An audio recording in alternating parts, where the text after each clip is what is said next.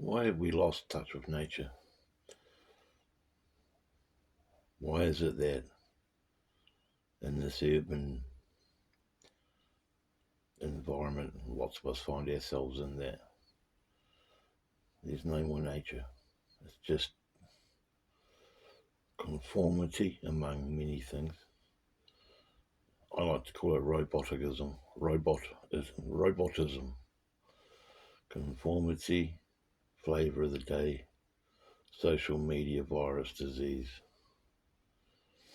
Like you get about, and it's not just kids; it's adults as well. You just see them on a bus, or a train, or aeroplane, or I've even seen people on push bikes doing it. Believe it or not, and they're just gawking at their phone. They're not looking out the window. They're not looking out the window to the big panoramic nature view that's presenting itself for us all to look at and soak in every day of our lives. There's no more this. There's no more nature loving, or there is, but you know what I mean. There's so many people are just consumed by their devices. And look what we're doing to the kids now. As soon as they're 5, 6 years old, we're throwing tablets under their noses. Is it post? Is it what is it? Transhumanism, post-humanism, not transhumanism, post-humanism. I don't know. I might have the title wrong, but what's it called? Why is it? Why is it happening? Why is it happening? Why?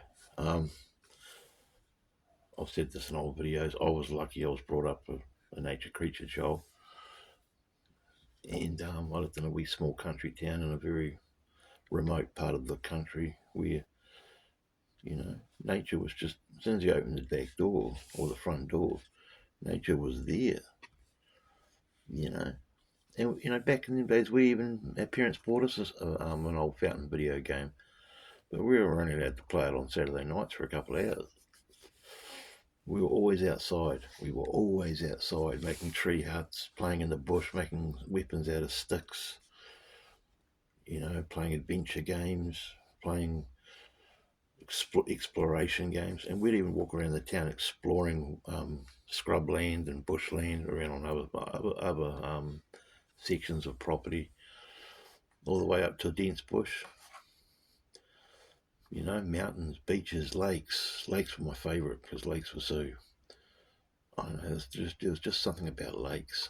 Rivers were cool, but lakes were great because there was just like such unreal. Some of the lakes I went to were so murky and so mystical, and you make like a homemade boat out of tyres and 4x2s or something, like a raft, and make oars out of bits of wood and that, and you paddle out to wee islands with you playing pirate games and that. And you didn't want to come home. You never got sick of playing. When your parents kicked us outside and said go and play, we were pretty much waiting for them to say it. We didn't want to hang around inside and hang around the TV or the telephone. We couldn't wait to get outside and take off from where we left off the previous day in our little adventure games. It was just fantastic memories. And even as an adult today, living in the modern world, living in a city, a small city, and living in suburbia, urban suburbia, nature's not as close as what it used to be back those days, but there's still little areas where I can go. There's little parks and there's wee reserves and that. And if you go a bit further, then you've got the rivers and you've got the oceans, only like a $4 bus ticket away. And you can catch a bus to the beach and spend the whole day out there. And if you don't like people, you can find a remote part of the beach and run around doing whatever you want within reason. You know what I mean? It's just you just don't see it. I mean, living in a country like New Zealand, people will say, well, yeah, every Kiwi's a nature creature, but we're not. And especially now, in this time of age that we're living in, everyone's glued to their devices.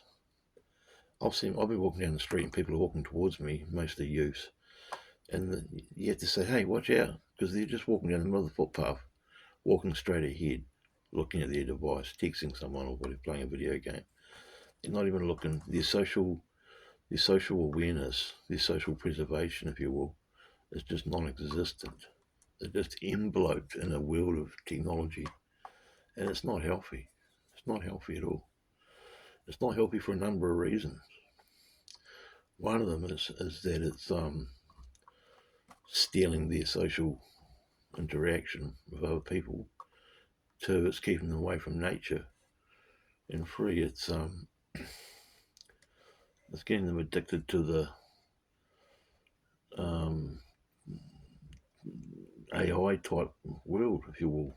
You know, the technology is just taking over.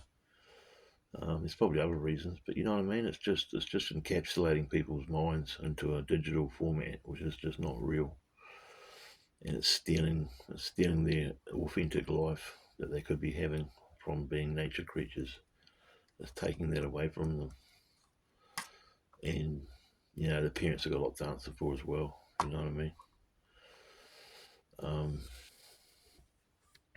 yeah, there's so much I can talk about this, but you know my videos, I'll keep them short. But next time you're on a bus, yeah, I mean, you guys probably already know all this, but you know what I mean? It's just for the ones that don't, haven't noticed it. Next time you're on a bus or a train or a plane or even walking down the street, check out, you know, hopefully you've got social awareness, and you'll see these kids and even adults just glued to their devices, lost in their lost world of technology, lost in their dopamine.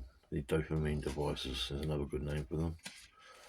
You know, dopamine devices. Instead of getting natural dopamine from nature, which is free and cheap and beautiful, they're just subscribing and paying bills, monthly subscriptions to keep their devices up and running, just to be imprisoned in a world of digital, visual enslavement, and it's just stealing their, and it's